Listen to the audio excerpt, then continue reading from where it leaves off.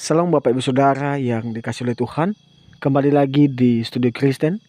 Pada kesempatan yang berbahagia ini saya berterima kasih kepada kita semua yang sudah mendukung perkembangan channel ini dengan cara subscribe, komen, dan share. Baiklah Bapak Ibu Saudara yang dikasih oleh Tuhan, pada kesempatan ini kita juga akan menyaksikan kesaksian seorang murtadin yang percaya kepada Yesus sebagai juru selamat pribadinya. Ya, di mana dalam mengikut Kristus dia memiliki satu tantangan, yaitu dia dibenci keluarga, bahkan menariknya warga pun membenci dia, dan akhirnya seorang murtadin ini dia dilaporkan ke polisi karena dia percaya Yesus. Tetapi menarik adalah meskipun dia dilaporkan ke polisi, tapi imannya tetap kuat kepada Tuhan Yesus. Ya, menarik ya. Jadi ini kesaksian yang menurut saya kesaksian yang menarik dan yang menguatkan setiap iman kita, terutama yang percaya kepada Yesus. Ya, lebih jelasnya Bapak Ibu Saudara, mari kita mendengarkan bagaimana kesaksian seorang murtadin ini dan bagaimana Tuhan mengubah hidupnya dan bagaimana Tuhan bertemu dengan dia secara pribadi. Ya, mari kita menyaksikan videonya. Ini dia videonya. Tuhan Yesus memberkati. Kekuatan dan juga orang pilihan dari Tuhan ya. Saya nama baptis saya itu Maria Christine. Jadi kalau berbicara soal nama baptis berarti saya bukanlah orang asli Kristen ya, tetapi saya berasal dari dulunya adalah seorang muslimah, seorang yang sangat begitu taat dengan perintah Tuhan ya, perintah Tuhan saya. Saya adalah wanita yang menutupi segala bagian tubuh saya dari atas sampai dengan kaki. Saya adalah orang yang dulu pernah nyantren juga di pesantren. Jadi saya paham betul tentang keyakinan saya yang lama. Kenapa saya ada sampai saat ini? Kenapa saya bisa beranjak? Kenapa saya bisa mengenal Tuhan Yesus? 2013 tahun 2013 yang lalu saya berjumpa pribadi dengan Tuhan melalui mimpi saya. Ya, melalui mimpi saya itu ada 2 kali ya. Mimpi pertama itu sosok, saya merindukan sosok ini di hari-hari ini sebenarnya. Jadi sosok ini adalah dia memakai pakaian putih dengan tudung yang putih juga, dengan sangat besar cahaya di belakangnya. Kemudian dia letakkan cahaya di tangan kanannya di kepala saya. Ketika saya bangun dari mimpi ini, saya merasakan yang saya rasakan adalah sukacita, bahagia, adem ayem gitu ya. Jadi adem tenang gitu. Tapi beberapa hari kemudian saya saya tidak menghiraukan mimpi itu. Tetapi ketika 2 minggu kemudian ya, ada selang seminggu, udah 2 minggu itu datang lagi, tapi ngeletakin cahaya itu di seluruh tubuh. Ketika saya bangun dari mimpi itu, gemeterannya kenapa? Karena campur aduk dari sukacita, kemudian kecewa, sakit hati, semuanya perasaan itu campur aduk. Jadi waktu itu saya flashback lagi, loh kok waktu mimpi pertama kok saya merasakan ketenangan, tapi ini yang kedua kok kayak campur aduk perasaan gitu. Tetapi sejenak saya berpikir seperti itu, saya melupakan lagi mimpi itu. Jadi saya masih ke Surabaya, 2013 itu saya ke Surabaya. Saya di sana menghafal Quran, kemudian nyantren ya ke Surabaya ya, Desa Temboro namanya. Jadi saya ke sana masih mendalami lagi ajaran-ajaran yang saya tekuni gitu kan. Nah, ketika 2016 saya balik, tapi saya balik masih mampir dulu di Palu, di orang tua saya. Jadi kenapa Papa di Gorontalo, Mama di Palu? Jadi saya masih kecil itu masih sekitaran usia 4 atau 6 sampai 6 tahun ya. Sekitaran tahun-tahun gitulah. Papa sama Mama saya itu pisah.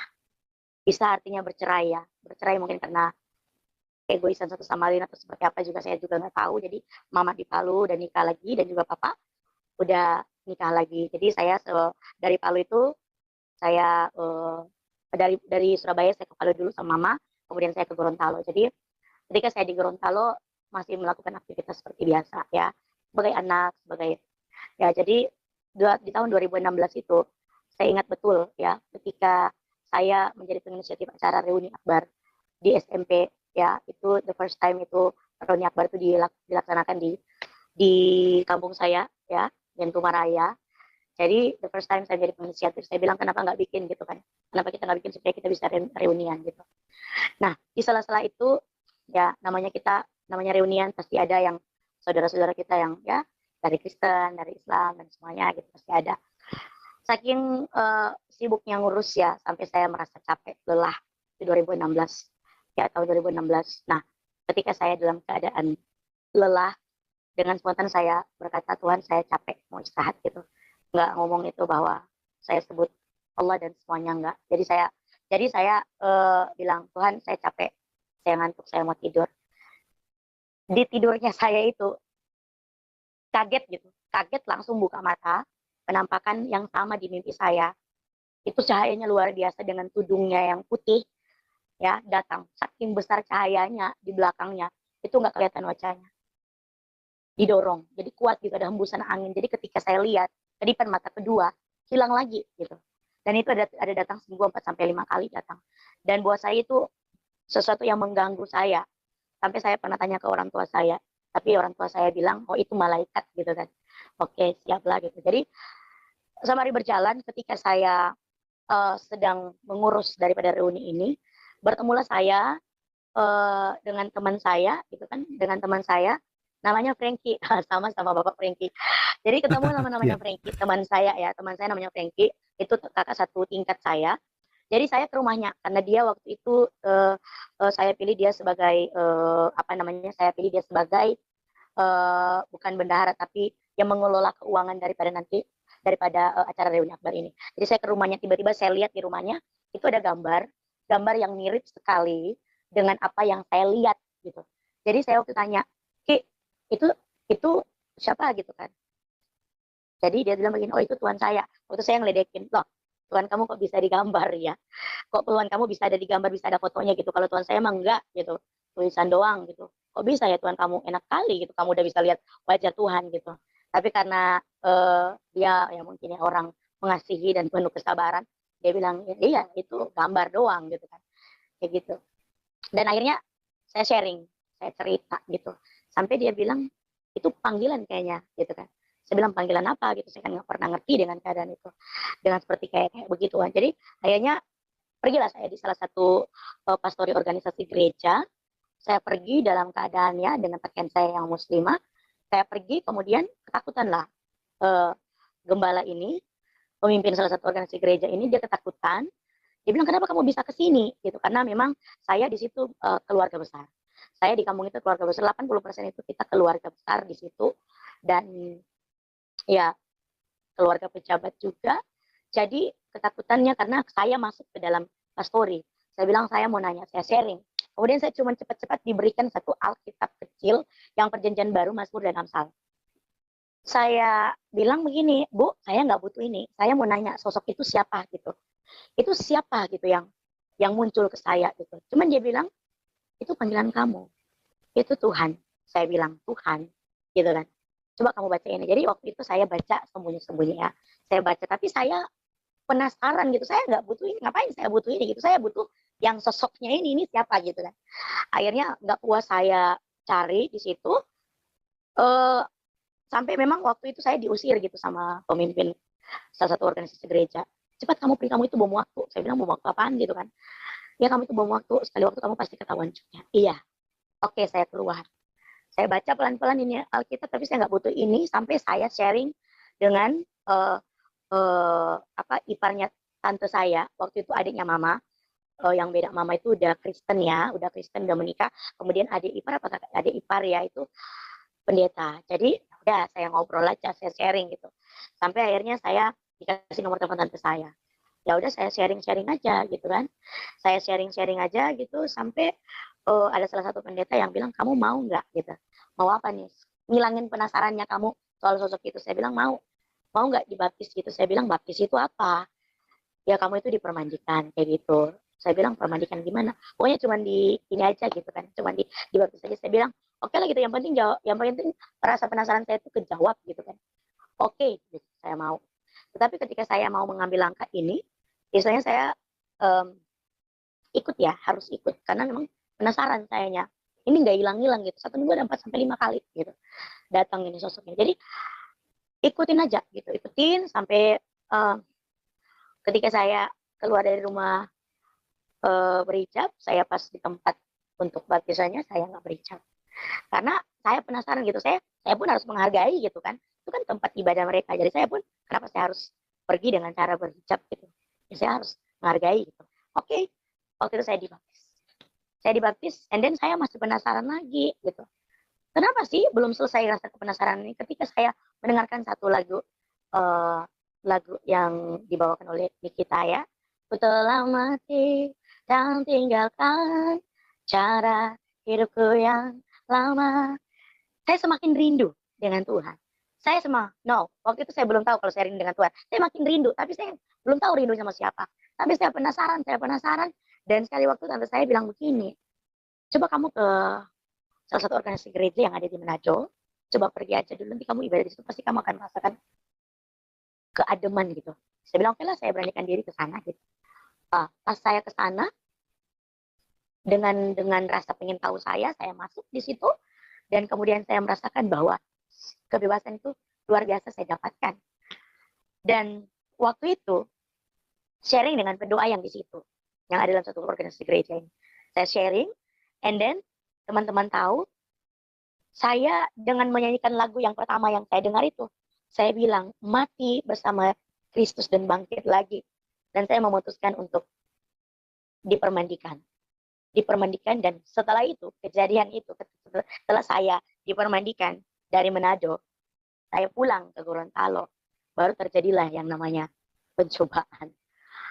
Jadi waktu itu, dengan bangganya saya merasakan kebebasan yang datang daripada Tuhan itu sendiri. Saya suka bergaul dengan orang-orang yang mencintai damai. Saya suka bergaul dengan orang-orang yang tidak membenci satu sama lain. Waktu itu Papa ketoli-toli. Ada yang di rumah itu cuma mama tiri ya. Waktu itu Desember, jadi saya perjumpaan pribadi itu September 2013.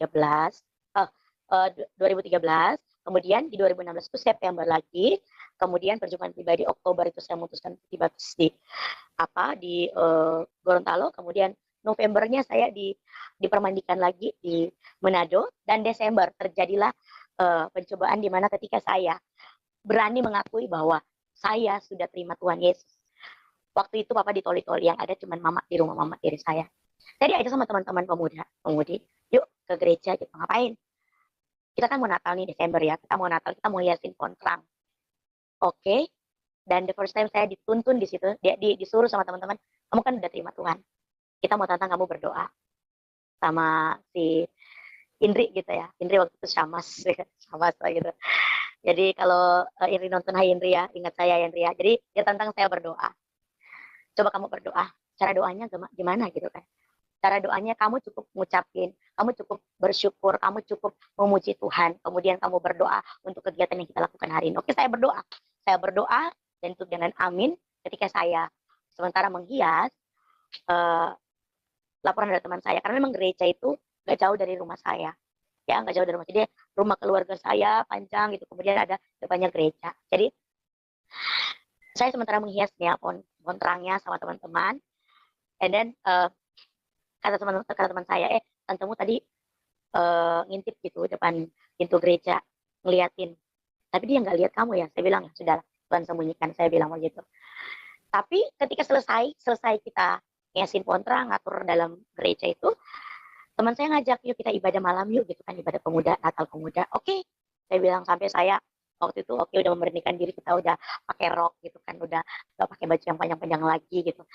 Oke, saya bilang oke, saya siap gitu. Tapi ikut belakang ya, kita nggak ikut buka karena nggak ikut depan karena depan itu kan keluarga semua. Ikut belakang. Oke, ikut belakang nih. Pas sudah di dalam nih, udah nyanyi puji-pujian, udah presnya, udah pas khotbah ini teman saya nih, udah pas masuk firman Tuhan, tiba-tiba nih teman-teman ya, sementara duduk asik nih lagi terima firman Tuhan dengan hati yang terbuka, telinga yang tajam gitu untuk dengar firman Tuhan, tiba-tiba polisi datang nih, maaf gitu, saya nggak lihat gitu kan. Hanya saja kan dari depan yang bawa firmannya ini kan lihat di belakang gitu kan. Saya bilang kenapa mukanya berubah gitu. Terus, selamat malam gitu. Malam, izin ya saya mau ambil anak ini gitu. Saya maksudnya. Kan kalau saya paham betul kalau orang dalam keadaan ibadah nggak boleh diganggu dan semuanya, artinya nggak boleh udah selesai ibadah aja dulu gitu kan. Tapi oke lah, masih keluarga juga gitu kan yang waktu itu ambil saya. Ya udah saya ikut gitu. Dibawalah saya ya patroli gitu kan, saya kayak penjahat gitu. Padahal waktu itu umur saya itu 25 tahun dan memang saya sudah dapatkan kebebasan gitu. Saya sudah dapatkan kebebasan, saya harus memilih gitu keyakinan saya. Tapi dibawalah saya. Dibawalah saya dulu ke rumahnya. Udah berkerumun semua orang, keluarga saya, orang kampung situ udah matanya merah semua. Kenapa? Saking sakit hati mungkin. Karena jujur saya dulu orang yang sekolah di pesantren, pakaian saya itu bercadar, pakaian saya itu memang tertutup semua, dan saya menjadi orang yang betul-betul kemarin itu menjadi orang fanatik benar dengan keyakinan saya yang lama. Kok tiba-tiba gitu kan, kok bisa berpindah gitu, hal yang bagi mereka itu mustahil. Tapi memang waktu itu emang sampai sampai kakak saya, ya sorry, kakak papa saya bilang kayak gini, kalau kamu nggak kembali lagi, saya ketemu di jalan saya potong dua. Waktu itu ketakutan iya, sedih iya. Kenapa? Kenapa saya sedih? Sendiri loh coy gitu kan. Takut iya sendiri loh gitu. Sampai ada mama tiri saya udah nyamperin saya, dia peluk saya, kembali gitu. Kamu harus kembali gitu. Papa di sana toli-toli gitu. Papa telepon. Papa bilang, kenapa sebelum papa ke toli-toli kamu nggak ngomong? Nangis saya. Nangisnya bukan berarti saya nyesel ikut Tuhan, tidak. Saya terharu, artinya gini, waktu dengar suara papa saya yang begitu berat, sangat berat waktu itu dia ngomong, kenapa nggak ngomong sebelum papa pergi ke toli-toli gitu kan. Saya nangis dan nggak bisa ngucapin apa-apa waktu itu. Saya cuma bilang, iya Pak maaf gitu. Saya bilang cuma bilang, Pak maaf gitu. Saya bilang, saya minta maaf. Cuma itu aja. Sampai akhirnya Kapolsek datang nih. Kapolsek datang, angkat saya pergi ke Polsek. Polsek Atibola ya. Pergi. Di sana saya diinterogasi. Semalam saya di Polsek. Saya yakin dan percaya saya nggak ada punya salah apa-apa. Waktu itu papa saya udah ngancam, kalau kamu nggak balik lagi, ketika saya udah dibawa di Polsek ya, dia telepon, kalau kamu nggak balik lagi ke agama kamu yang lama, kita akan perang agama. Saya nggak ngomong apa-apa. Waktu itu saya diinterogasi, ditanyain siapa yang baptis kamu dan semua dan bla bla bla bla bla bla. Semua saya ditanyain, saya jelasin. Sampai saya bilang, Pak, apa kena saya kena pasal? Pasalnya di mana? Saya orang ngerti kok. Saya orang yang ngerti hukum, saya bilang.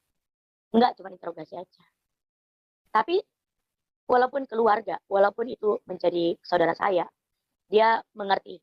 Jadi dia menjalankan tugasnya, dia tidak memaksakan saya untuk kembali dan semuanya. Oke, kemudian satu malam saya di situ, dan tante sama sepupu saya datang. Pokoknya mau dibilang dikeroyok, ya emang udah dikepung gitu kan. Sampai saya cepet-cepet, sampai Kapolsek kan ngasih nomor teleponnya. Dia bilang kalau misalnya ada apa-apa langsung telepon. Pagi hari ya, pagi hari tante sama adik sama kakak sepupu saya itu datang sampai ke saya. Dia bilang kamu itu gila ya, gitu. Kamu itu gila, gila, gila dan semuanya. Udah diomongin sampai emang mau di mau di emang mau dikeroyok waktu itu, tapi cepet banget saya telepon Kapolsek dan dijemputlah saya, dibawa lari lagi gitu. Sampai waktu itu saya bilang begini, Tuhan kok ikut Tuhan ini apa susah gitu. Kenapa saya malah dibenci gitu. Kenapa Tuhan gitu. Sampai waktu itu ada puji-pujian yang saya nyanyikan. Kau tahu hatiku Tuhan, kau tahu rinduku Tuhan. Jadi waktu itu ketika saya nyanyi, orang yang di dalam polsek itu bilang gini, Manado ya, bahasa Manadonya nganapi bodoh gitu. Tapi kalau bahasa itu, emang kamu bodoh gitu. Udah tahu-tahu kamu udah di jalan yang benar kok kamu gitu. Dia bilang aku ini walaupun aku ini pembunuh gitu, tapi aku nggak mau kayak kamu pindah agama gitu. Diam aja saya gitu kan. Mau ngapain saya gitu kan, di dalam situ mau ngapain saya gitu. Sampai ketika saya dibawa sama Kapolsek, diamanin gitu ya. Diamanin saya, kemudian dia bilang kamu nggak ada kena apa-apa gitu, kamu udah bisa pulang. Tetapi keputusan waktu itu saya harus dibawa di rumah tante saya harus ke situ dan kemudian pulanglah papa saya. Jadi ketika saya diantar ke rumah tante saya yang Kristen nih, di rumah situ saya diamankan di situ karena katanya kalau saya balik ke kampung, orang-orang kampung katanya belum bisa terima. Jadi saya di situ beberapa hari dan kemudian papa saya pulang, mama juga dari Palu datang, ketemu gitu, kita membahas tentang saya pastinya. Dan waktu itu ya banyak tawaran yang ditawarin biar aku masuk, biar aku kembali lagi, tetapi tidak. Saya bilang tidak. Waktu itu papa sama mama udah ada depannya, saya udah di situ, kemudian mama bilang begini, saya nggak sama mama. Saya bilang sayang, papa sayang, saya bilang sayang. Gitu. Jadi gimana? Saya bilang ini keyakinan saya. Oh gimana lagi gitu kan. Sampai orang tua saya itu bayar dukun ke dukun buatin air. Jadi dia buatin air buat saya minum. Jadi dia buatin air ya di aqua. Jadi kata mama, sayang kan sama mama, sayang minum air ini. Oke minum dalam nama Tuhan Yesus. Saya minum. Gelisah saya tidur. Gak bisa tidur. Tapi saya puji-pujian terus. Saya sembah Tuhan terus sampai saya bisa tidur. Dan akhirnya ketika saya bangun subuh berdoa, orang tua saya belum bangun. Saya bilang, mau sholat subuh gitu. Kenapa nggak sholat subuh? Saya bangun berdoa, artinya gini, saya harus menunjukkan bahwa saya bukan tambah lebih buruk, tapi saya tambah lebih baik. Dan dari pembicaraan, papa sama mama juga saya, juga tante gitu kan. Akhirnya keputusannya papa bilang begini, oke, kalau kamu itu, papa pakai ke rumah ya, balik aja ke rumah. Oke, bisa balik, tapi satu syarat, kalau pas hari Minggu saya harus ibadah. Ya, saya harus ibadah sekalipun saya harus pergi dengan mobil pergi untuk ke daerah jauh dari tempat saya biar saya bisa ibadah. Oh, disetujui, oke gitu kan. Setuju sama orang tua, oke lah saya pergi. Ternyata saya bukan diizinin ibadah, tapi saya tidak diizinin keluar rumah. Waktu itu 3 hari, bertepatan dari hari Rabu, Kamis, Jumatnya, ternyata saya sudah direncanain untuk dipermandikan lagi secara Islam. Saya hari Rabu, hari Kamis, hari Jumat. Ya, hari Jumat ini nggak tahu waktu itu bukan punya ide, tapi ya pekerjaan Roh Kudus saya percaya. Hikmat datang.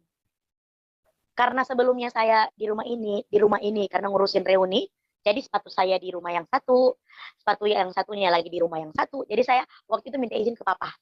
Pak, izin mau ke pasar karena kebetulan pasar nggak jauh dari rumah ya. Ke pasar nih, mau mau beli sendal. Ada uang? Ada. Bapak ngomong, jadi kamu bohong ya, udah nggak punya uang ya. Oh ya, handphone saya udah nggak punya. Pokoknya uang waktu itu nggak punya. Tapi saya udah bilang ke bapak, saya mau ke pasar beli sendal. Saya bilang, Tuhan saya nggak bohong ya. Cerdik seperti ular, tulus seperti merpati. Oke, saya panggil bentor. Di sana itu ada bentor kan. Saya panggil bentor. Berhentilah bentor ini, dan waktu itu saya sudah tidak berhijab lagi, saya naik bentor. Waktu itu pasar mau belok kanan, saya bilang lanjut. Gitu. Sebelum saya naik bentor itu, saya berdoa tapi tanpa tutup mata. Saya berdoa, Tuhan kalau memang masa depan saya dengan Tuhan, buka jalan. Saya naik bentor, mau belok kanan, saya bilang lurus lagi. Lurus lagi, di tengah jalan lagi, saya doa yang sama. Tuhan Yesus, kalau memang masa depan saya dengan Tuhan, buka jalan. Oke. Terus masih melewati beberapa desa.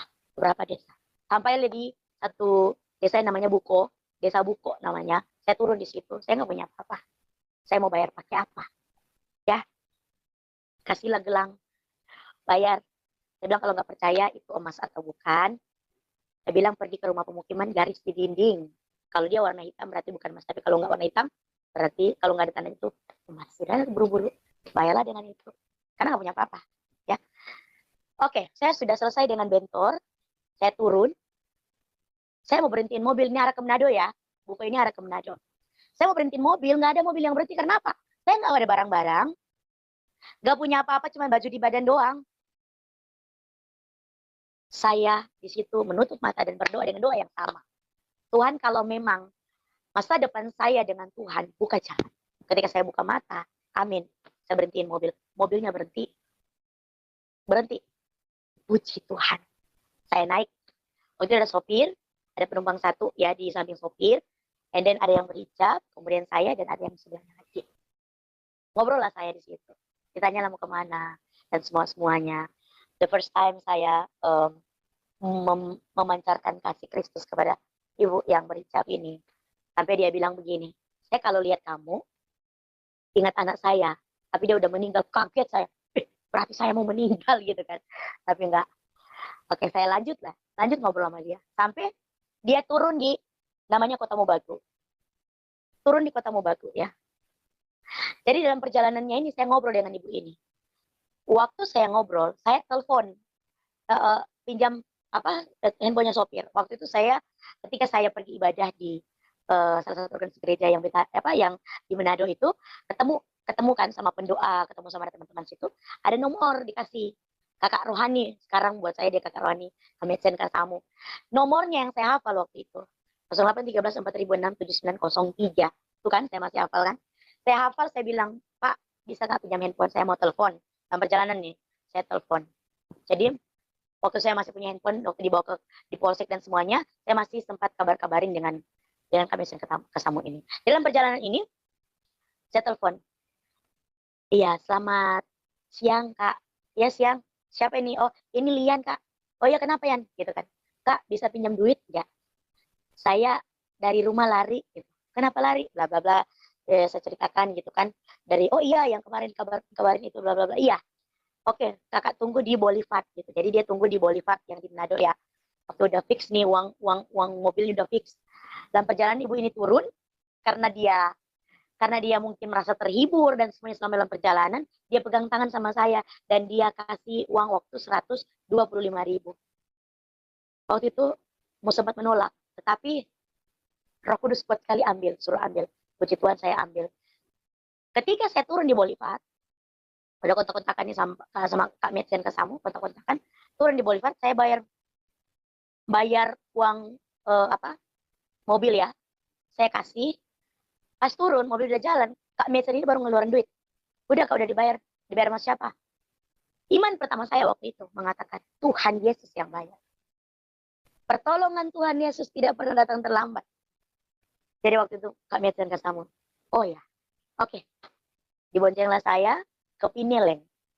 Di situ saya dengan kasih Kristus yang ada padanya, Kak Metsen ini belikan saya alat mandi dan semuanya, kan memang saya nggak bawa apa-apa. Dan tahu nggak teman-teman, waktu ketika saya memutuskan untuk ke Manado itu, dengar kabar bahwa saya dicari-cari sama keluarga saya.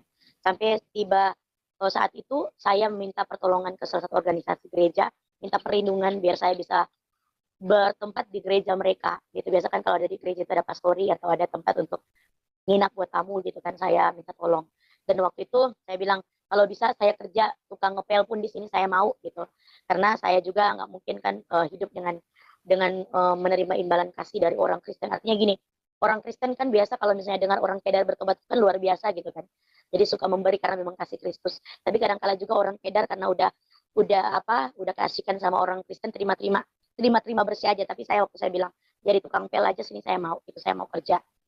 Oke.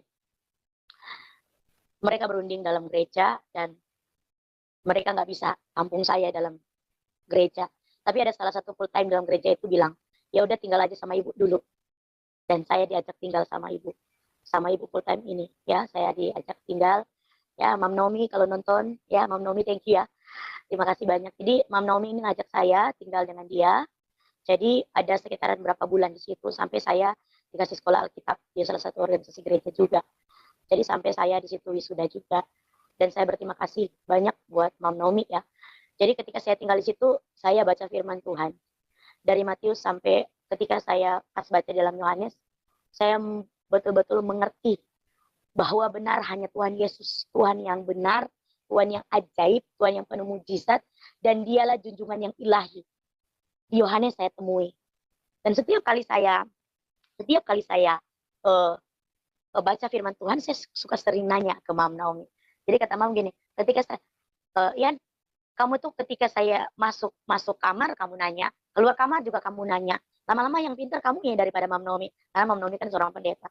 Saya bilang ya enggak juga, saya memang orang suka nanya dan saya mau saya menjadi pelaku firman gitu. Dan ketika saya merasa saya sudah cukup lama di situ, sering ya Mam Naomi sering kasih saya uang persembahan untuk ke gereja, uang persembahan ketika selesai kita belajar mengajar di sekolah Alkitab ini. Saya merasa bahwa saya nggak bisa terus-terusan bergantung kepada orang, ya kan? Dan akhirnya saya memutuskan untuk pindah, untuk ngekos gitu. Tapi sebelum saya ngekos, saya jualan dulu, saya ambil apa namanya? Saya ambil kue-kue yang harganya 1.500 gitu kan. Saya ambil yang harga 1.500, kemudian saya jual lagi ke teman-teman 2.000. Ada kan yang 1.000, saya jual 2.000, jadi untungnya satu bungkus itu ada 1.000, ada 500 gitu kan. Jadi saya kumpulin dulu uang gitu kan. Jadi saya keluar masuk gereja untuk jualan gitu. Dan ketika saya pikir-pikir flashback lagi, saya dulu orang yang nggak mau kayak gitu. Tapi ya bukan karena keadaan, tetapi saya percaya ini didikan dari Tuhan. Jadi saya masuk dari gereja ke gereja untuk jualan ke teman-teman saya, jualan kue, snack-snack kecil ya. Dan saya memutuskan untuk, Mam, terima kasih banyak dan semuanya saya ucapkan terima kasih, bersyukur kepada Tuhan.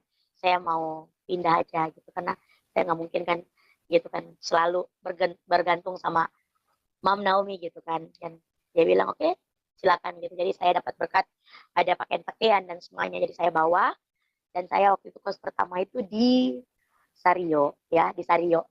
Nah, gini nih ceritanya ya.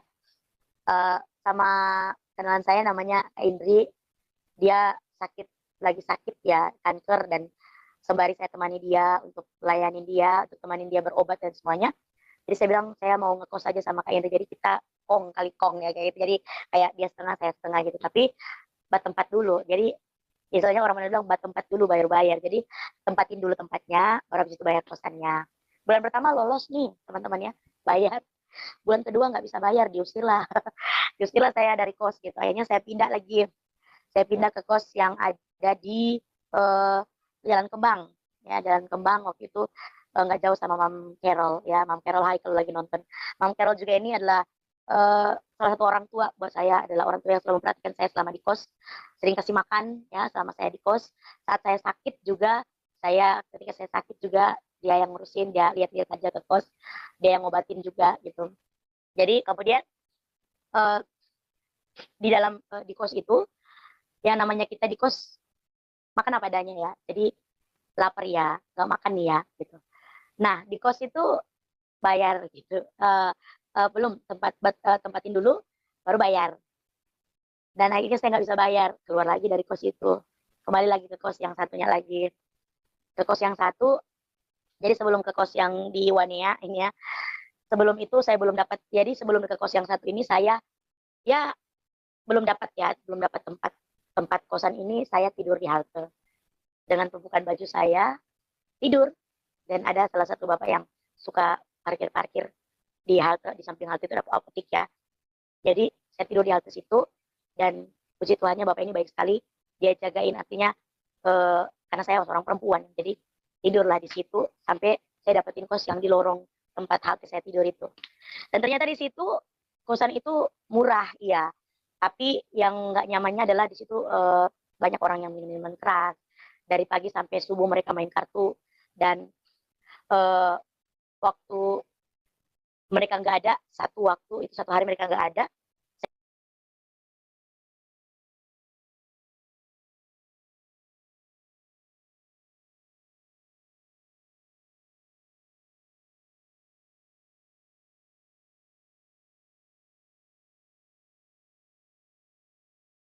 saya subuh itu langsung bangun, duduk di tempat mereka main kartu itu, baca firman. Dan ternyata mereka kurang senang, dan mereka laporkan ke ibu kos, katanya bla bla bla dan semuanya. Dan akhirnya ibu kos bilang, dari ya, dia pikir daripada dia kehilangan banyak orang yang kos, lebih baik dia keluarin saya. Jadi dia bilang kamar ini mau dipakai, jadi saya mau nggak mau saya harus keluar. Dan ya itulah, saya dari kos ke kos, pindah pindah pindah pindah. Dan endingnya saya eh, ketika saya bertemu salah satu organisasi gereja, kemudian saya bukan burnout, tapi saya membiasakan diri dengan organisasi gereja ini, sampai sekali waktu saya ikut pelayanan. Dan akhirnya saya kecelakaan itu kecelakaan itu ada di kaki saya itu ada 8 jahitan. Jadi kita ada berdua, sebenarnya saya yang bawa motor. Sebenarnya kan kalau misalnya kecelakaan itu kan yang di bonceng itu kan pasti yang parah gitu kan, yang kecelakaannya gitu, yang lukanya gitu. Tapi ternyata yang parahnya itu saya waktu itu. Jadi kaki saya itu kayak eh, apa kayak pokoknya lubang gitu ya, diiris kayak gini, kemudian kayak pokoknya terangkat semua dagingnya, dan saya dibawa ke rumah sakit. Waktu itu saya mikir, aduh Tuhan, ini biaya di mana dan semuanya. Sampai waktu itu saya bilang, oh saya harus harus dapat dana dari mana gitu kan untuk obatin kaki saya. Dan puji Tuhannya, waktu saya dibawa ke rumah sakit, emang yang nabrak kita ini, mobil ini nggak tanggung jawab juga waktu itu. Sampai ya saya dibawa di rumah sakit, nggak ada, menurut saya memang waktu itu kayaknya saya nggak dapat perawatan gitu. Tapi puji Tuhannya, yang teman saya boncengin ini, itu dia yang bayar semuanya. Tapi saya bilang sekali waktu, kalau nanti saya punya berkat lebih, saya bakalan uh, menggantikan semuanya. Jadi gitu. Kemudian pulanglah saya di rumah teman saya itu, karena memang kita berdua kecelakaan, dan dia juga nggak ada masa kita saling rawat merawat gitu. Akhirnya masih orang tua juga di Bitung, yang saya ketemu, yang saya temui di salah satu organisasi gereja. Saya telepon, saya bilang, mami saya kecelakaan. Nah, dia panik gitu. Akhirnya dari Bitung ya, mami, udah saya lupa mami ini dari Galela ya. Jadi dia bawa mobil ke Manado dari Bitung, diambil saya, dijemput, kemudian saya dirawat di rumahnya. Saya dirawat di rumahnya, dan saya bilang, benar Tuhan, saya nggak kos lagi, tapi kok nempatin rumah orang, kok saya dalam keadaan sakit gitu. Pakailah jalan Tuhan. Sampai sekali waktu ya, di dalam rumah itu pun saya udah nggak enak gitu kan, masa saya cuma dirawat gitu, dirawat-rawat terus, saya nggak kerja dan semuanya. Dan akhirnya saya bilang ke mami gitu, saya bilang, mami saya mau ke rumah sakit Manembo-Nembo di Bitung. Mau ngapain? Saya bilang, saya mau menginjil. Kamu masih sakit? Enggak, saya bilang saya mau menginjil gitu. Saya bilang, nggak apa-apa, saya udah bisa jalan. Waktu itu saya masih pakai tongkat, karena memang kaki sebelah kiri ini memang parah sakitnya gitu. Sampai saya di rumah sakit Manembo-Nembo itu 2017 itu, eh saya nginjil, saya nggak tahu itu kalau dokter. Saya nginjil, nginjil, nginjil, kemudian ditanya kaki saya, ternyata dia dia dia perhatikan kaki saya bilang, iya saya kecelakaan. Saya nggak tahu ini ya, saya nggak tahu kalau dia dokter. Dia bilang, boleh ikut saya. Saya bilang, oke, saya ikut Bapak. Ternyata dia masuk dalam satu ruangan, yang ruangan itu ruangan bedah ya. Dan saya baru tahu semua suster say hi atau hormat ke beliau, dan saya bilang, oh ternyata dokter gitu. Akhirnya dia bilang begini, boleh saya lihat kakinya?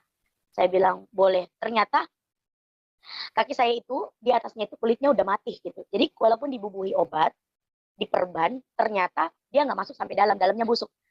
Ternyata ya itu yang membuat kaki saya nggak pernah sembuh gitu, udah beberapa bulan. Akhirnya sama si dokter ini disemprot lah pakai cairan apa sampai kram kaki saya, diiris lagi gitu, dibikin luka baru lagi, kemudian diobatin. Dan puji nama Tuhan, pembiayaannya itu gratis dari sama dokter.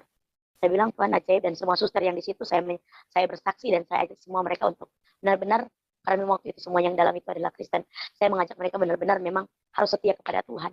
Sebab saya dari Muslim, saya dari Kedar, memperjuangkan iman saya, dan semua-semuanya dengan penderitaan yang memang menurut saya di luar dari logika saya, kok bisa saya menghadapi semua ini. Tapi saya bilang saya tidak pernah menyerah. Dan ketika saya balik ke rumah, agak membaik, dan sudah agak membaik, saya bilang, saya putuskan kepada mami, saya harus balik ke Manado. Kamu mau bertempat di mana? Saya bilang, sudah ada teman gitu.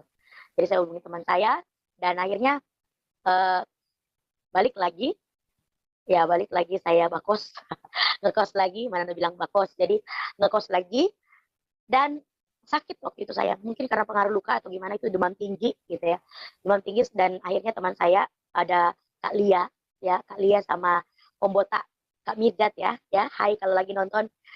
Maaf, saya belum bisa bertemu dengan Kak Mirjat dan juga Kak Lia. Jadi Kak Mirjat dan juga Kak Lia ini ngajak saya di kos-kosan mereka, tapi mereka punya kos waktu itu, dan di atas itu mereka bikin menara doa. Jadi saya ditempatin menara doa. Kemudian dengan sakitnya saya itu, ada Karol juga ya, Karol, hai Karol ya. Karol, puji Tuhan baik ya Karol ya. Karol ini dia pelayanan sahabat orang sakit. Jadi kemudian dia yang memberikan biaya tambahan buat saya untuk periksa ke dokter. Ternyata ketika saya periksa, saya karena di jalan-jalan terus ya, masuk dingin, kemudian tipes gitu kan. Jadi kemudian pengaruh luka juga di kaki, dan akhirnya saya diberikan obat, kemudian nggak disuntik, cuma diperiksa, kemudian diberikan resep dari dokter. Ya, berjalannya waktu sampai saya berdoa kepada Tuhan, saya bilang, Tuhan, buat apa saya ada di dalam kekristenan? Ngapain saya bisa semenderita ini? Untuk apa ya Tuhan? Gitu kan. Sampai suatu saat saya baca firman Tuhan. Berulang-ulang kali saya temui firman Tuhan yang mengatakan bahwa kita itu harus memuridkan segala bangsa. Jadi pergi dan jadikanlah seluruh bangsa muridku. Baptislah mereka dalam nama Bapa, Putra, dan Roh Kudus. Ya, dan ajarkanlah mereka, dan aku akan menyertai engkau senantiasa sampai pada akhir zaman. Ulang-ulang amanat agung ini masuk dalam pikiran saya. Oke. Dan dalam perjalanan kehidupan selama 2016 ke 2017, saya bertobat sudah mau 1 tahun. Saya bertemu dengan orang Kedar. Bahkan pertama kali saya ke Manado dalam mobil, bahkan saya bersaksi untuk orang Kedar. Panggilan saya adalah menyelamatkan orang-orang, saudara-saudara saya, untuk menerima Tuhan Yesus sebagai penjuru bersama saya. Sampai suatu saat saya ikut dalam misi penginjilan ke salah satu daerah Aceh, ke Sabang, ke Medan. Medannya di Langkat juga. Dan puji nama Tuhan, banyak jiwa dimenangkan. Saya percaya mengikut Tuhan itu nggak gampang. Ngeri-ngeri sedap gitu. Pencobaan iya, penderitaan iya. Tetapi itulah harga yang kita akan bayar sebelum kita akan menuai jiwa-jiwa. Jadi ketika saya mengikut Tuhan, dari banyak sekali penderitaan yang saya rasakan, saya mengerti bahwa ajaran dan juga didikan itu adalah dua hal yang tidak bisa dipisahkan. Ketika saya sudah diajarkan dengan firman Tuhan, saya pasti dididik oleh Tuhan. Ketika saya sudah diajarkan oleh satu ayat firman Tuhan, marilah kepadaku yang letih lesu dan berbeban berat. Ya, ketika firman itu bicara seperti itu, Tuhan tahu saya dalam keadaan letih, lesu dan lelah. Tapi Tuhan bilang, marilah kepadaku.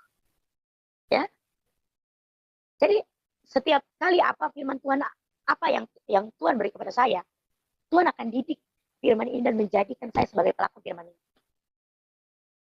Ketika saya mencari Tuhan, ketika saya mendapatkan Tuhan, terjadilah pencobaan dan penderitaan yang saya rasakan.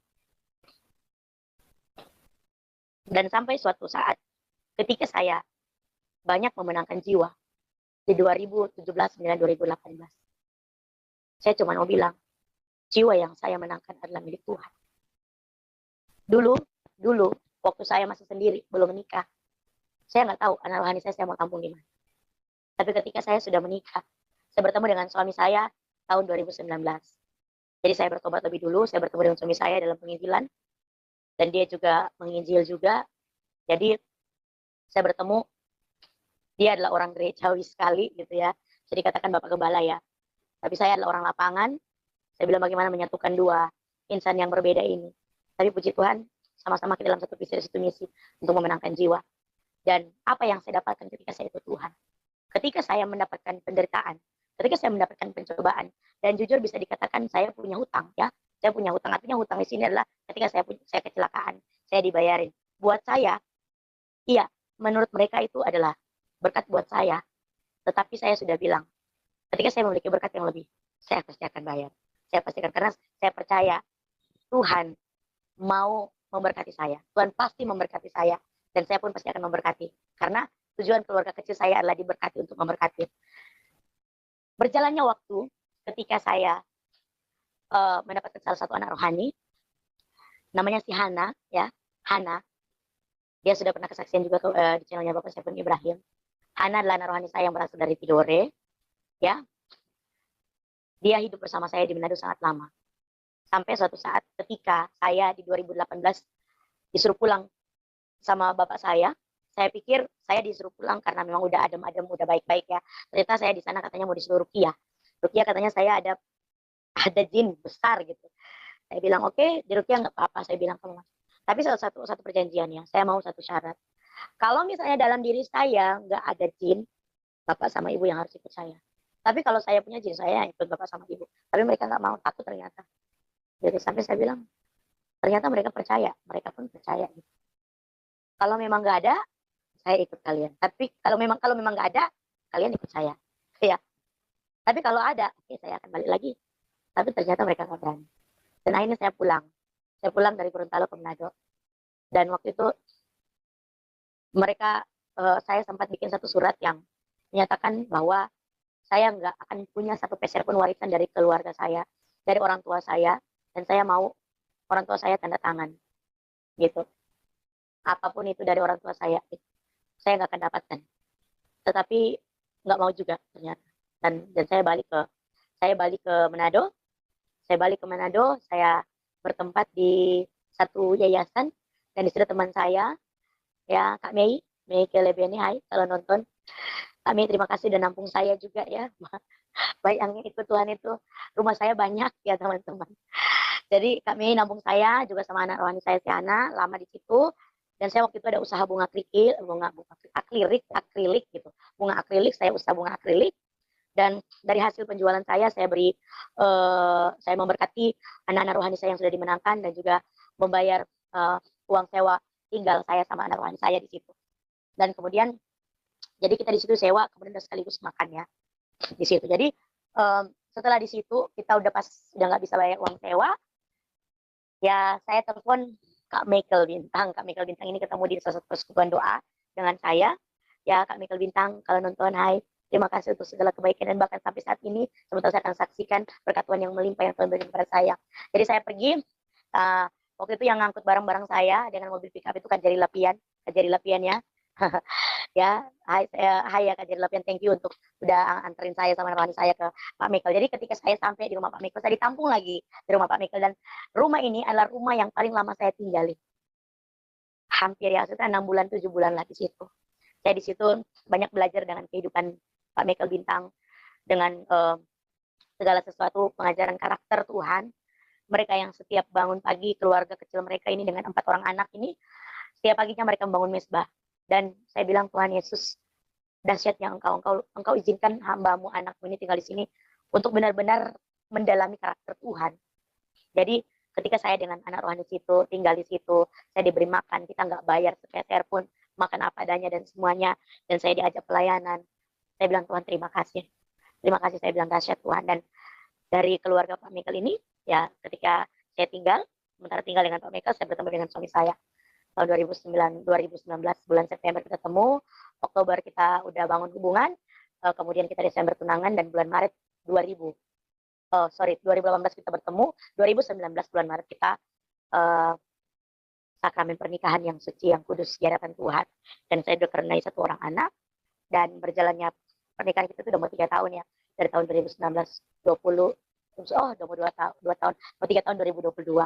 Dan saya sama suami saya memiliki satu usaha yang makanan online juga. Jadi saya bilang, ketika dia mau menikah dengan saya bilang, anak rohani saya bukan cuma satu, tapi anak rohani saya itu ada banyak.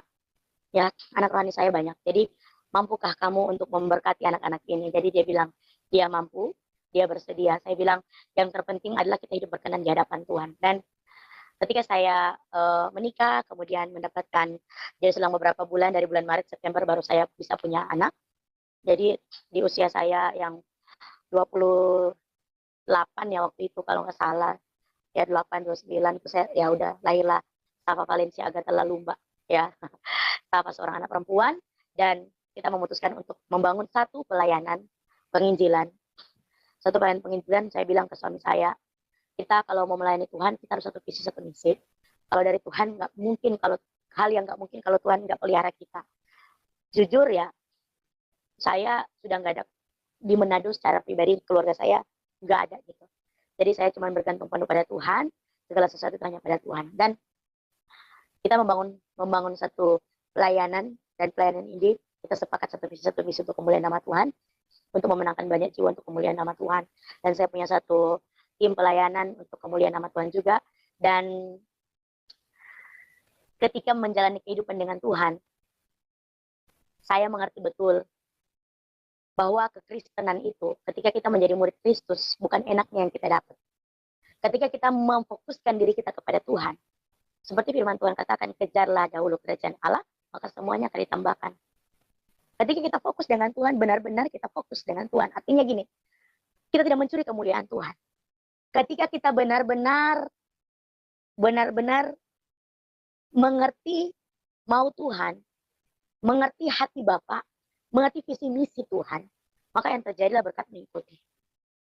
Saya mau kesaksian dari apa yang Tuhan sudah berikan kepada saya, kepada teman-teman pelayanan saya, kepada keluarga kecil saya.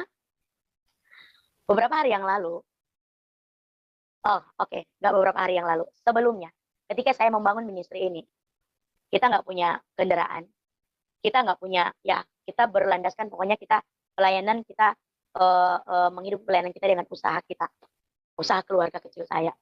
Jadi semuanya buat Tuhan gitu kan. Pokoknya kita kemana-mana kita dengan tim, pokoknya kita mau naik angkot, mau naik apapun gitu. Sampai suatu saat saya bilang, Tuhan saya mau mengucap syukur dengan kendaraan yang telah kau berikan. Sampai waktu saya doa saya bilang, kendaraan di mana gitu kan. Suatu saat ya ada berkat yang Tuhan beri, saya memberanikan diri untuk memberi masukkan berkas di salah satu financial dealer ya.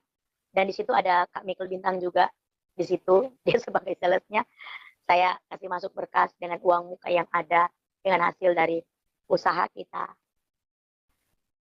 Uang mukanya kecil. Saya mau ambil yang biasa-biasa saja. Tapi saya bilang ini kan untuk usaha menopang pelayanan, and then juga untuk pelayanan gitu. Saya bilang begini, uang saya waktu itu belum cukup untuk saya kasih uang GP ya. Ini saya mau ceritain, Tuhan luar biasa. Saya doa sama tim nih, doa. Iman saya bilang begini, kalau memang ini waktu Tuhan, kalau memang ini adalah berkat dari Tuhan, uang saya genap. Hari itu juga saya bilang saya nggak mau tahu uang saya genap kalau misalnya ini dari Tuhan. Saya berdoa. Nah, teman-teman tahu dalam perjalanan, Tuhan yang gerakkan hati dari seorang hamba ini, nyisipin berkat ini ke dalam tas saya. Sampai di sana saya bilang, loh ini dari mana gitu. Saya mau telepon tapi kata suami biar aja dulu. Saya bilang oke, tergenapi ini berarti berkat Tuhan. Saya keluarin sambil meneteskan air mata teman-teman. Waktu itu di dealer. Saya bilang, oke. Kenapa nangis? Kata Pak Michael Bintang. Saya mau kesaksian nih kayak gini. Waktu saya dalam perjalanan, hati saya ini dalam keadaan, kalau nggak genap berarti bukan waktu Tuhan. Oke. Pas saya buka ternyata ada amplop gitu. Genap lah gitu kan. Saya serahkan. Sampai waktu itu tersentuh juga Pak Michael Bintang. Tuhan ajaib ya? Iya, Tuhan ajaib. Saya serahkan. Seminggu, 2 minggu ngurusin dan semuanya berkas-berkas dan semuanya. Nggak bisa gitu. Saya bilang, Tuhan, langkah awal itu Tuhan udah tolong. Masa langkah kedua Tuhan nggak tolong? Saya perkatakan, saya deklarasikan terus. Karena saya percaya perkataan itu adalah doa. Saya deklarasikan, Tuhan masa Tuhan nggak tolong? Saya percaya Tuhan saya Tuhan yang ajaib. Tuhan yang luar biasa. Yang memberikan pertolongan tepat pada waktunya iman saya ketika saya ke Manado. Berjalannya waktu. Diteleponlah saya, selamat siang. Ya, selamat siang Pak Mek. Bisa nian gitu. Terus, cuman bukan foto yang biasa-biasa itu dikasih sama bos besar. Loh, kok iya? Waktu itu katanya Pak Michael, saya nego ke Bapak, ke bos besar ini. Bos besar Wuling nih katanya. Terus saya injililah, saya kenalilah dengan pelayanan kamu dan semuanya gitu. Dan dia merasa terbebani dan akhirnya bukan yang level pertama mobil yang dia kasih. Yang level 3-nya yang dia kasih. Saya bilang, itu mahal Pak Mek. Saya nggak mampu bayar. Saya bilang, uang saya ini nggak cukup uang mukanya. Besar loh uang mukanya, cicilannya juga besar. Saya nggak mampu. Enggak kok, gitu. Cuman tambahin 5 juta doang. 5 juta? Cicilnya gimana? Sama yang paling rendah cicilannya dia udah nego ke pusat. Saya bilang, 5 juta diambil di mana Pak Mike? Iman saya mengatakan lagi, masa udah level 2 Tuhan nggak tolong gitu. Level 3 pasti Tuhan tolong. Saya waktu itu panggilan, udah paling terakhir nih ya, kemarin dulu malam. Yan, 5 juta ya. Oke siap. Waktu saya dapat telepon lagi. Bu, bisa minta tolong berdoa. Oke bisa, bentar saya siap-siap dulu. Sudah saya naikin drive ya. Tahu lah naikin drive sedikit-sedikit bayar. Waktu itu uang pas-pasan emang. Karena udah kasih ke dealer semuanya.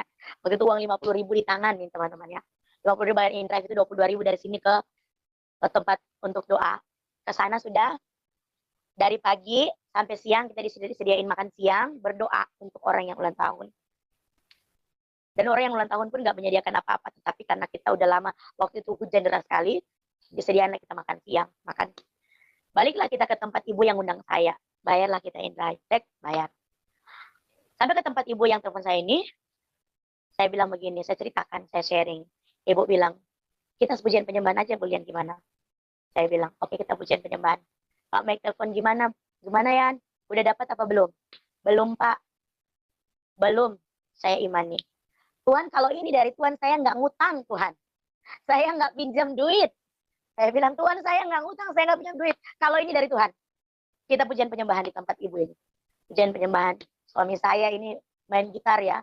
Main gitar, kita puji-pujian. Kemurahan lebih dari hidup. Kita puji-pujian. Puji-pujian. Dengan imanku, ku hadapi semua. Dalam keadaan badai waktu itu hujan, saya beriman. Saya tidak, pokoknya saya bilang, kalau dari Tuhan saya nggak ngutang, saya nggak minjem. Waktu Tuhan pasti yang terbaik. Telepon Pak Mek. Yan, kenapa Pak? Saya pikirkan nanya-nanya lagi, udah apa belum? Yan, sudah ada yang memberkati. Nangis saya waktu. Nangis, kenapa saya nangis? Perbuatan Tuhan ajaib. Kalau dari Tuhan, Tuhan gak nyusahin. Kalau dari Tuhan, kita gak susah. Ketika hal-hal itu Tuhan izinkan, Tuhan mau melihat respon hati kita bersyukur atau tidak. Ketika kita menginginkan sesuatu yang dikehendaki Tuhan, ketika sesuatu yang dikehendaki Tuhan yang Tuhan mau berikan kepada kita, dan kita sudah berbunga-bunga, kita sudah dengan sukacita, kemudian Tuhan dengarkan lagi dengan duka cita. Tuhan cuma mau lihat respon kita bersyukur atau tidak. Dan puji Tuhan dengan syukuran itu dan dengan puji-pujian. Selesai. Pergi malam ke dealer, malam. Cuma saya customer yang diberikan kesempatan malam hari. Malam hari tanda tangan. Udah balik ke rumah, suruh balik lagi ke dealer. Tanda tangan kontrak lagi. Dan puji nama Tuhan. Kemarin, mobil untuk pelayanan, mobil untuk kemuliaan Tuhan, mobil untuk keagungan Tuhan, untuk mempermudah pelayanan, Tuhan kirim dan sudah bisa diambil. Buat Pak Michael, terima kasih Pak Michael Bintang sudah bantu saya. Melalui hambanya ini, Tuhan memperlihatkan kebesaran Tuhan.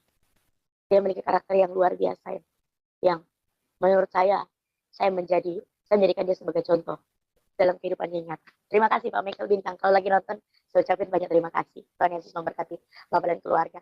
Dan puji nama Tuhan, berkat yang saya terima, saya tidak terima secara gratis. Kenapa saya bilang seperti itu? Karena apa yang Tuhan beri kepada kita, balasannya adalah kita setia kepada Tuhan. Tidak merasa angkuh, tidak merasa congkak, tidak merasa sombong. Dan puji nama Tuhan, saya ada sampai saat ini. Semuanya kena keagungan Tuhan. Saya ucapkan juga buat suami saya, yang selama ini dampingi saya. Memang saya agak cerewet, tapi dia orang yang sabar. Saya ucapkan terima kasih buat keluarga yang ada juga yang selalu mendukung saya dalam pelayanan saya. Dan hanya itu saja yang saya bisa saksikan malam hari ini. Saya cuma mau pesankan buat teman-teman semua. Siapapun yang menonton malam hari ini, saya mau katakan, ketika Anda sudah dalam kepercayaan dalam Tuhan Yesus Kristus, jangan hianati Tuhan. Saya mau katakan, tetap setia kepada Tuhan.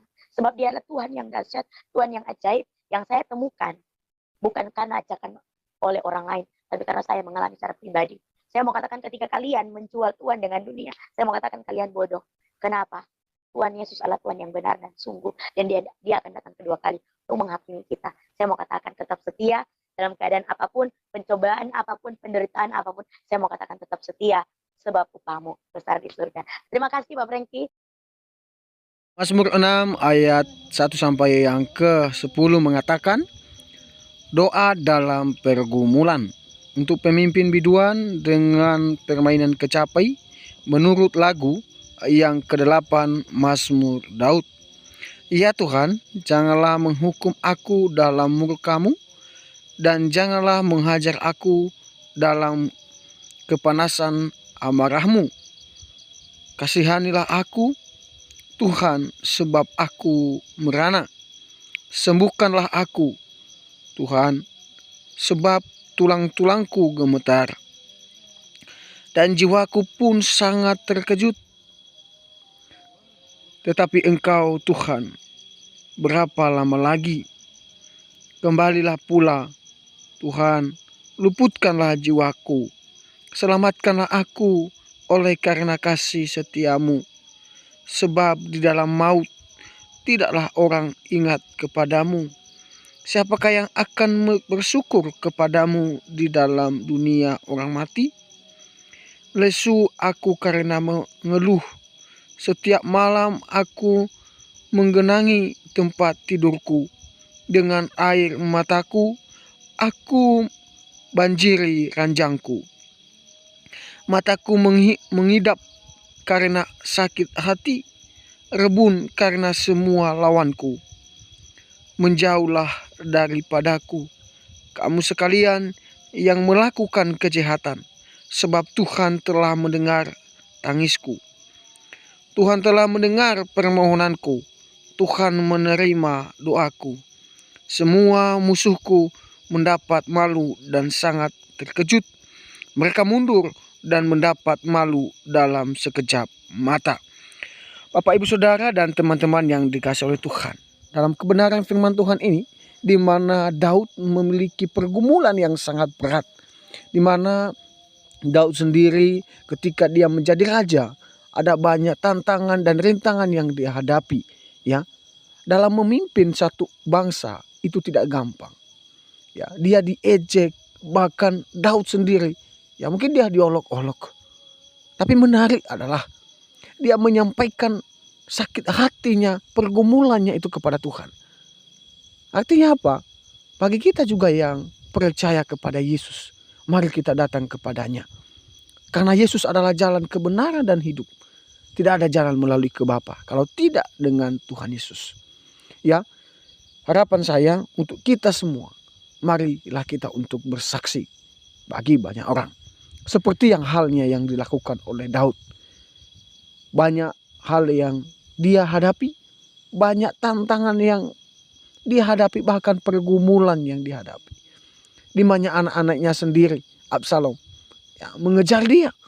Tapi menarik adalah ada Tuhan yang membela dia. Kita melihat Daud hanya sebiji batu, ya, dia melawat Goliat. Dia berani. Goliat pemberani. Bahkan Daud pemberani melawat Goliat. Ya, Daud mengatakan, aku tidak takut dengan bahaya, tantangan dan rintangan. Ada Tuhan yang menolong. Ini menunjukkan bahwa Allah Israel, Allah yang dahsyat, Allah yang adil. Dia tidak membiarkan umatnya tersiksa. Dia tidak membiarkan umat percayanya tersakiti, bahkan sengsara. Bapak, Ibu, Saudara yang dikasihi oleh Tuhan, marilah kita untuk semua berserah dan bersandar kepada Tuhan Yesus sebagai juru selamat pribadi kita. Karena hidup kita di dunia ini hanya sementara, dan marilah kita mempergunakannya dengan baik. Sama halnya dengan yang disampaikan oleh kesaksian tadi. Dia dalam mengikut Kristus meskipun dia dilaporkan ke polisi, bahkan keluarganya membenci dia. Bahkan ketika dia pergi ke Manado untuk mencari penjelasan tentang Yesus Kristus, ya, dia tidak ada ongkos, tapi ada satu mujizat yang di sana dialami, ya, di mana ada orang-orang yang menolong dia. Menarik adalah memang dalam mengikut Kristus ada rintangan, ada kerikil yang harus kita lewati. Tetapi kita melihat di dalam proses yang kita lewati ada Tuhan yang menolong kita. Tuhan tidak membiarkan kita. Ya, di dalam Alkitab mengatakan Tuhan tidak membiarkan pencobaan-pencobaan itu melampaui kekuatan kita. Nah, ini menunjukkan bahwa ketika kita bersandar, berseru kepada Tuhan, Tuhan akan menolong dan Tuhan tidak akan membiarkan umatnya kelaparan. Ya, sekali lagi, marilah kita semua untuk bisa bersaksi dan mengasihi sesama kita melalui kesaksian ini. Ya, biarlah hidup kita semakin dekat dan memiliki iman yang kuat kepada Tuhan Yesus. Ya, sekian saja tanggapan saya. Sekali lagi semoga video ini memberkati kita dan menguatkan iman kita kepada Tuhan Yesus. Ya, sekian saja, sampai jumpa di video-video berikutnya. Tuhan Yesus memberkati kita.